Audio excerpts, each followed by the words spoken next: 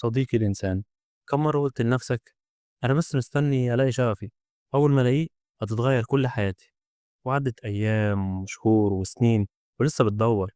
الناس فاكرة إن الشغف هو المفتاح السحري، أول ما تمسكه الدنيا هتفتح لك أبوابها. بس خليني أقولك الحقيقة اللي مش لطيفة أوي. الشغف مجرد كدبة حلوة، أو مش زي ما احنا فاكرينها. أنت مش محتاج شغف عشان تبدأ، أنت بس محتاج انضباط. كل الناس اللي عملت إنجازات في حياتها مش بيشتغلوا طول الوقت وهم طايرين من الحماس والفرحة، لكنهم بيكملوا حتى لو مش حابين. وهنا بيكون السر.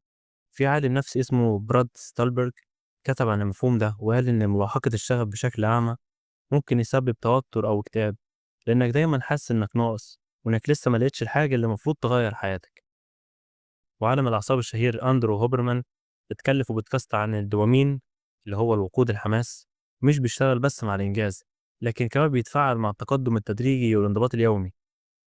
يعني اللي بيخلّي الحاجة ممتعة مش حُبّك ليها من البداية، لكن تكرارك ليها وتقدُّمك فيها هو اللي بيولِّد المتعة، وبعدين ممكن ييجي الشغف.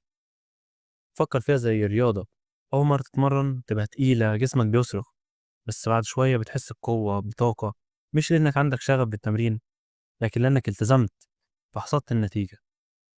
نفس الكلام دوّة في القراية والشغل أو حتى العلاقات، كل ما تدّي وقتك وانضباطك لحاجة، كل ما بقت جزء منّك.